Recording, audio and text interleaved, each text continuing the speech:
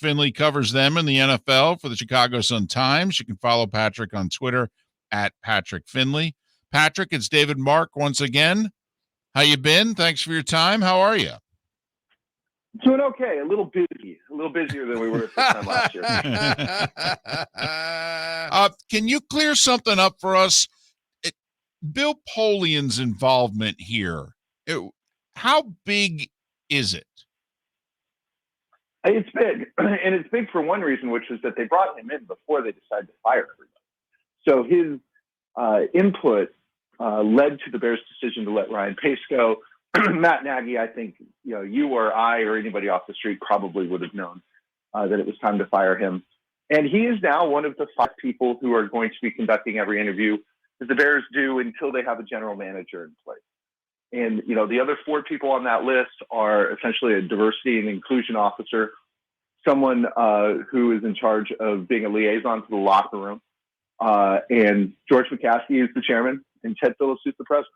So it's a pretty short list of people who know football. And you can rest assured that everybody there, even the ones who do know football, are going to be looking at Bill Polian for guidance.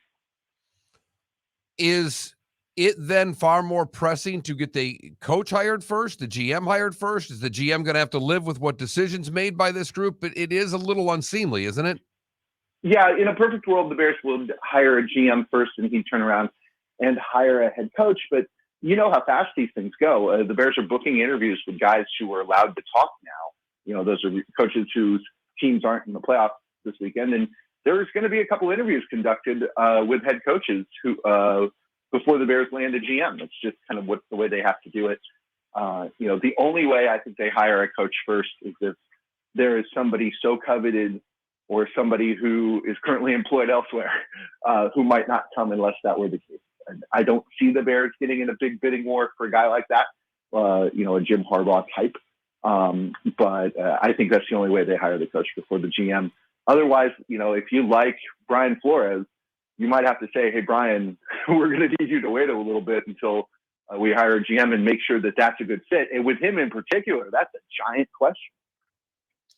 Yeah, well, there's no doubt. I mean, they're trying to disparage him as much as they can coming out of South Florida, even though he's the only Dolphins coach in a generation to have back-to-back winning seasons. Patrick, why not a Jim Harbaugh? It only seems perfect. He's from that part of the world. He played for the franchise. He has a proven track record in the NFL, which is a winning one. He was a quarterback. He helped develop. He got the best out of Alex Smith and then helped develop Colin Kaepernick. I mean, why not Jim Harbaugh? No, Jim Harbaugh makes sense. He turned Colin Kaepernick into a Super Bowl quarterback. If you are looking for an identity, and if you're looking for a personality, and if you're looking for somebody who, the minute you walk in the building, you know whose building it is, Jim Harbaugh certainly fits the bill.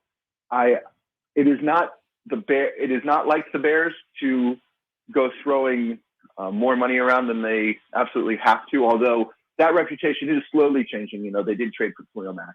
I don't know that they're going to want to get in a bidding war and pay Jim Harbaugh like he's Bill Belichick to get him to go. And I'm still I understand, the reporting out there about what he's telling recruits and all of that. I'm still wondering if he's looking for that Mel Tucker extension more than anything else.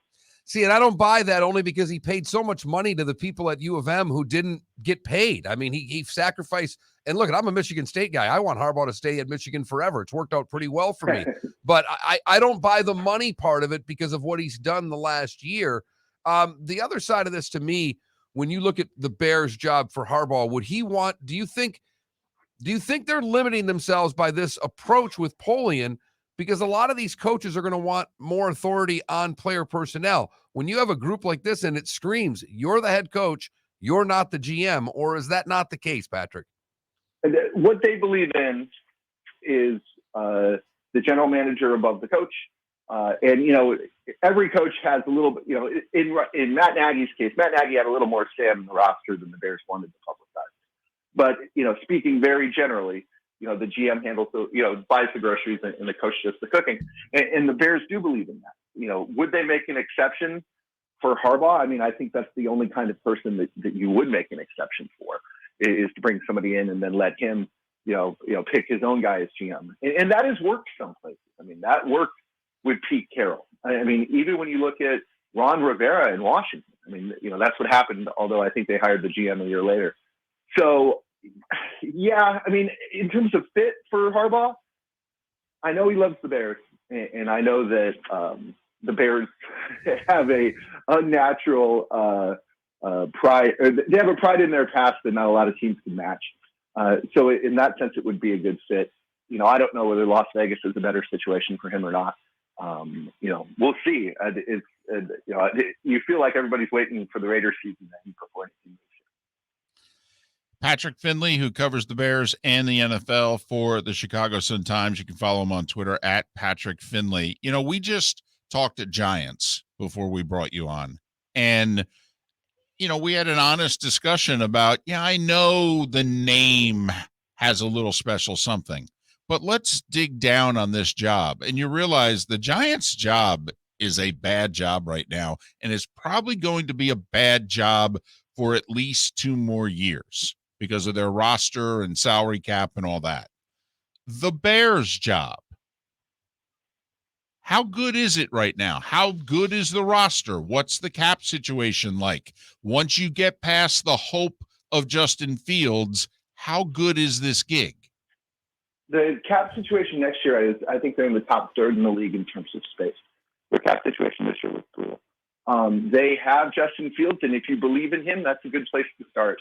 What's interesting to me, if I were a potential GM or a potential head coach, is that you can come in, and if it's clear 2 years from now that Justin Fields ain't the answer, it's not your fault, and you get to go get the GM or the quarterback that you want to get, particularly if you're the general manager. So it might actually buy you a little bit of time there. The roster that they have Robert Quinn, who's going to be a first-team All-Pro outside linebacker. He's approaching my age, so I don't know that he's going to be great 3 years from now, but he just had 18.5 sacks. You have Khalil Mack. You have Roquan Smith, who I think is one of the really great football players in the game. So your defensive base is there. Offensively, it gets a lot worse. David Montgomery's okay. Darnell Mooney's okay. Cole Kmet's okay, and that's about it. So, there's some work to do. I agree. I think it's a better job than the Giants in that they have space and they have a quarterback that you can still dream on. I argue that it's a better job than the Vikings because I don't know. I think Kirk Cousins is just good enough to get you fired.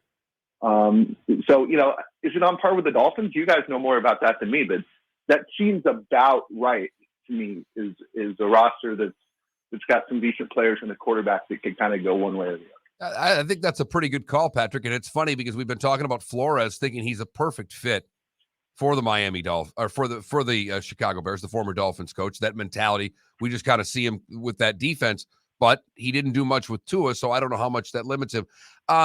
Patrick, did Ryan Pace cost Nagy his job, or did Nagy cost Pace his job?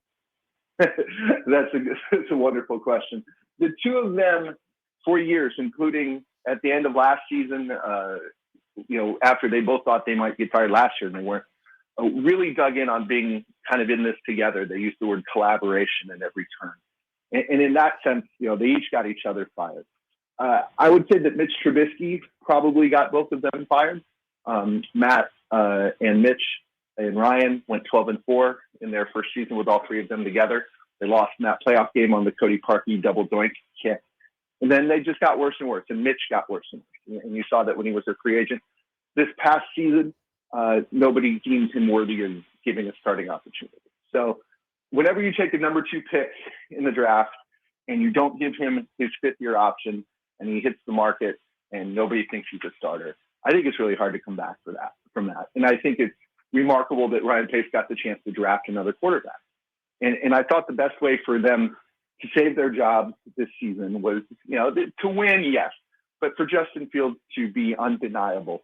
And when that didn't happen, in part because Matt Nagy refused to play him with the starters in the preseason and refused to give him an opportunity to beat out Andy Dalton in the preseason, and then Fields comes out and shockingly, there's no chemistry there because none of the other starters had ever really played with him before. I think that did them in more than anything. And in that case, that is, probably a little bit more Matt's fault than Ryan's, but Ryan had the original sin of drafting Trubisky. Well, and I guess the great hypothetical will always be if they had gotten the quarterback choice right 4 or 5 years ago at number 2, and we all know who they could have taken from the ACC that was not named Mitchell Trubisky. That Patrick, with that defense, if they had Deshaun Watson, you wonder, how things would have been, because that team 3-4 years ago was pretty damn close. Yeah, they were. And I mean, they were close even with Mitch Trubisky. And I'll tell you this real quick. We were at the Combine in 2017, the year that they drafted him. And we talked to Ryan Pace. We're in a hallway. And Pace is sitting there saying that the kind of quarterback that he would want would be somebody who, redefined the college program that he played for. Somebody who was really, among the elites, in his program. And we looked around and we all sit there and go, oh my God, he's talking about Deshaun Watson. I mean, there's nobody else. And as it turned out, that was a very intentional okie doke that he tried to get us off the scent of Mitch Trubisky, who had played 12 games and I believe gone 8-4 in one season at North Carolina. So that's how life goes when you're the Bears. Patrick, thanks for giving us some time. We really appreciate it. We hope all is well with you and the family. And you're going to be busy these next couple of weeks. Good luck. Yeah, hopefully when I'm done, I can come down by you guys. It seems a lot warmer there. Yeah, it's cold front these days, Patrick. It's in the low 60s right now. Only going to reach mid 70s. Oh my God! Thoughts and prayers to you guys. Thank you. Much needed, Patrick. Patrick Finley covers the Bears in the National Football League for the Chicago Sun-Times. Follow him on Twitter at Patrick Finley. Here's an X factor to the Bears gig and the Vikings gig, for that matter. What's Aaron Rodgers going to do? Because let me tell you, both jobs get a lot better really quickly if he's playing his final games in Green Bay. Let's be brutally honest, versus how hard these jobs are for the next 2-3 years if they've put the marriage back together again and they're going to stay together for the kids. I mean, that division gets wide open. David, that overnight. Division turns into last year's NFC East if Aaron Rodgers leaves it. And I'm not joking. You get to 9, you're winning the North if Green Bay loses